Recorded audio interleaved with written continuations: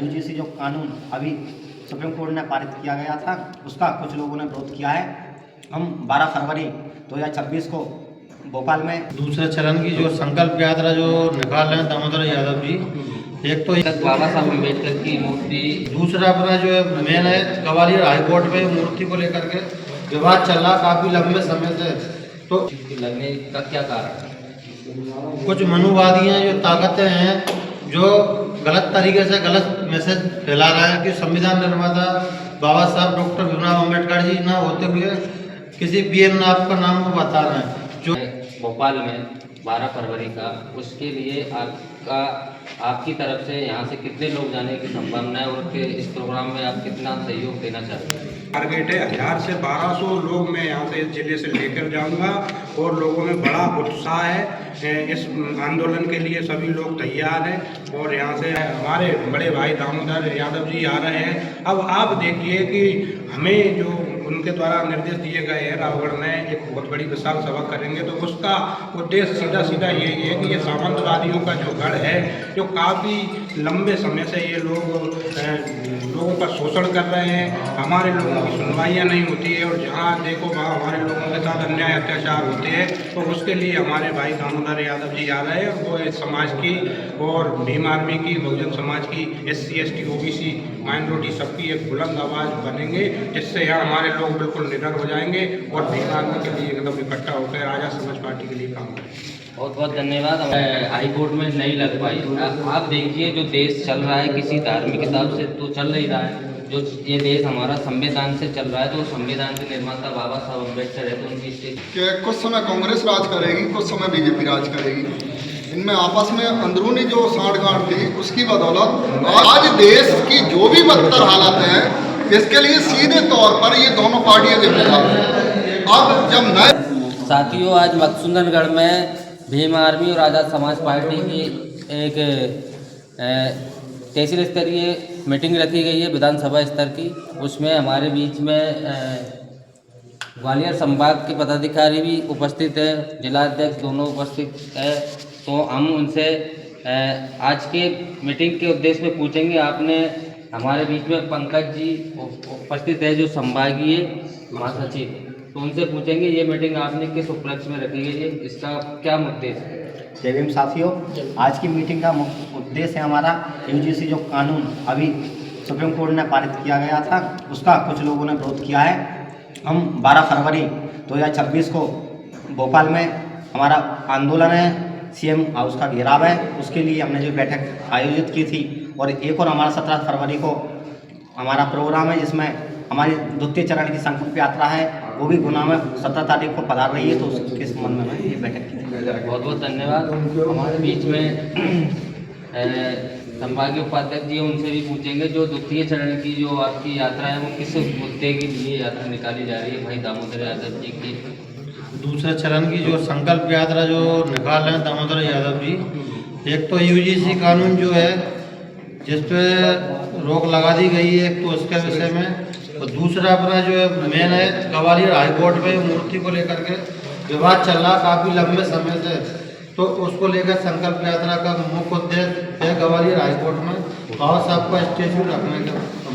तो ग्वालियर में जो बाबा साहब अम्बेडकर जी की स्टैचू लगने का जो मुद्दा लगभग काफ़ी लंबा हो गया, क्या कारण है कि अभी तक बाबा साहब अम्बेडकर की मूर्ति सुप्रीम हाई कोर्ट में नहीं लग पाई? आप देखिए जो देश चल रहा है किसी धार्मिक किताब से तो चल नहीं रहा है, जो ये देश हमारा संविधान से चल रहा है, तो संविधान के निर्माता बाबा साहब अम्बेडकर है, तो उनकी स्टैचू की लगने का क्या कारण है? कुछ मनुवादी हैं जो ताकतें हैं जो गलत तरीके से गलत मैसेज फैला रहा है कि संविधान निर्माता बाबा साहब डॉक्टर भीमराव अम्बेडकर जी ना होते हुए किसी BM नाथ का नाम वो बता रहे हैं, जो कहीं ना कहीं गलत है। और संविधान सभा के अध्यक्ष जो रहे वो बाबा साहब रहे, और कच्चा मसौदा जो तैयार करा था BM नाथ उनके सहायक हुआ करते थे। तो मनुवादी ताकत उनको हीरो बनाने के चक्कर में लगी हुई है। भाई सच्चाई आप सब लोग जानते हैं, और देश ही नहीं विदेशों में जहाँ भी पता है भारत का संविधान निर्माता जो है डॉक्टर भीमराव अम्बेडकर जी है। इन लोगों को अम्बेडकर जी बच नहीं पा रहे हैं, उसका कारण यह है कि इन्होंने अम्बेडकर जी इनकी जो व्यवस्था बनी हुई थी, जो जातिवादी व्यवस्था थी, उसको खत्म करने का काम किया। बिल्कुल बिल्कुल।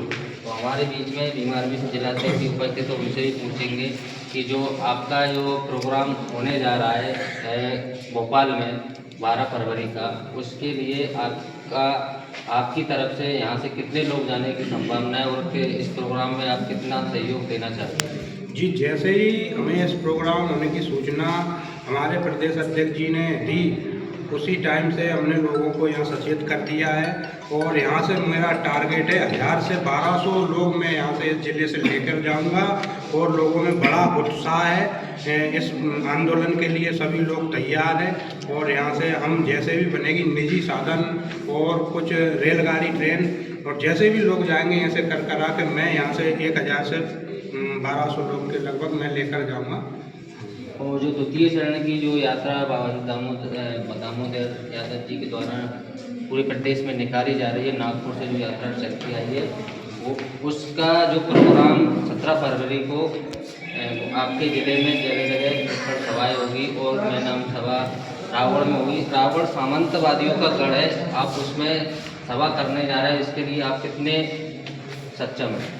जी, मैं इसके लिए तो जैसे ही मुझे इस बात की भी खबर मिली, इससे हमारी जो भीम आर्मी की टीम है गुना जिले की, उसमें उसी की लहर जोड़ गई है कि हमारे लिए यहाँ पर चलकर हमारे बड़े भाई दामोदर यादव जी आ रहे हैं। अब आप देखिए कि हमें जो उनके द्वारा निर्देश दिए गए हैं, रावगढ़ में एक बहुत बड़ी विशाल सभा करेंगे, तो उसका उद्देश्य सीधा सीधा यही है कि ये सामंतवादियों का जो गढ़ है, जो काफ़ी लंबे समय से ये लोगों का शोषण कर रहे हैं, हमारे लोगों की सुनवाइयाँ नहीं होती है और जहाँ देखो वहाँ हमारे लोगों के साथ अन्याय अत्याचार होते हैं। तो उसके लिए हमारे भाई दामोदर यादव जी आ रहे हैं, वो इस समाज की और भीम आर्मी की, बहुजन समाज की, SC ST OBC माइनॉरिटी सबकी एक बुलंद आवाज़ बनेंगे, जिससे यहाँ हमारे लोग बिल्कुल निडर हो जाएंगे और भीम आर्मी के लिए एकदम इकट्ठा होकर आज़ाद समाज पार्टी के लिए काम करेंगे। बहुत बहुत धन्यवाद। हमारे बीच में आज़ाद समाज पार्टी के जिलाध्यक्ष हैं भाई, तो उनसे पूछेंगे। आप संगठन तक तो यहाँ तक ठीक चल रहा है, जैसे ही पार्टी आई तो इन जो सामंतवादी पार्टी है, जो मनुवादी सोच की पार्टी है, उनसे ये पार्टी के कार्यकर्ता पच नहीं पा रहा है, उसके विषय में आप क्या कहोगे? देखिए, अभी तक क्या स्थापित व्यवस्था थी इनकी कि कुछ समय कांग्रेस राज करेगी, कुछ समय बीजेपी राज करेगी। इनमें आपस में अंदरूनी जो साठगांठ थी, उसकी बदौलत आज आज़ादी के इतने साल बाद भी हम देखते हैं कि लोग बेसिक चीज़ें जैसे कि पानी हुआ, सुरक्षा हुई, रोजगार हुआ, घर हुआ या अन्य जो बेसिक चीज़ें हैं उनके लिए भी तरस रहे हैं। इसका कारण रहा है कांग्रेस और बीजेपी दोनों की आपसी साठगांठ। आज देश की जो भी बदतर हालत है, इसके लिए सीधे तौर पर ये दोनों पार्टियां जिम्मेदार हैं। अब जब नए विकल्प के रूप में भाई चंद्रशेखर आज़ाद जी के नेतृत्व में, भाई विनय रतन जी के नेतृत्व में एक नई पार्टी उभर के आई है जो लोगों के बेसिक मुद्दों को उठा रही है, देश के 85% बहुजनों के साथ जो खड़ी है, वह पार्टी इनको पच नहीं पा रही है, क्योंकि वह पार्टी सच के साथ है। आज तक इन्होंने झूठ का सहारा लेकर देश को सिर्फ गुमराह किया। तो अभी तक सत्ता में कांग्रेस भी रही लंबे समय तक, अभी बीजेपी भी लंबे समय तक सत्ता में है, लेकिन फिर भी इस देश से जातिवाद गया नहीं, इसका क्या कारण है? देखिए, जातिवाद नहीं जाने का मुख्य कारण रहा है कि इनकी कभी मंशा रही नहीं। ना तो कांग्रेस की कभी मंशा रही कि इस देश से जातिवाद खत्म हो जाए, ना भाजपा की कभी मंशा रही कि इस देश से जातिवाद खत्म हो जाए। आप देखते आए हैं कि कांग्रेस ने जब सत्ता में आई, कांग्रेस का एकमात्र उद्देश्य रहा कि ये लोग सिर्फ लूट खसोट करें। भाजपा सत्ता में आई तो इनका भी यही उद्देश्य रहा। कांग्रेस देशभक्ति के नाम पे, देशभक्ति के अपने पुराने लोगों के नाम ले लेकर देश को लूटती रही। भाजपा ने धर्म का नाम ले लेकर, मंदिर का नाम ले लेकर इस देश को लूटती रही। लेकिन बेसिक चीज़ें जो मैंने पहले भी कहा है, बेसिक चीज़ों पे जैसे आप देखेंगे, जातिवाद के डर रहे हैं गाँव, जातिवाद पे डर रहे हैं गाँव। आपने ग्रामीण स्तर पर आज तक ऐसी कोई योजना देखी है, ऐसी जन जागृति अभियान देखा है कांग्रेस या भाजपा के द्वारा जिससे ये जातिवाद खत्म हो सके?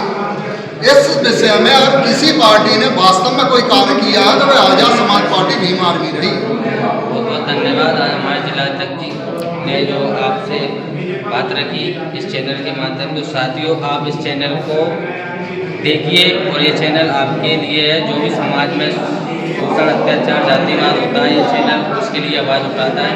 इसी के साथ इस चैनल को लाइक भी करिए, सब्सक्राइब करिए और शेयर भी करिए। जय भीम। और साथ ही बेल आइकन बटन दबाना ना भूले।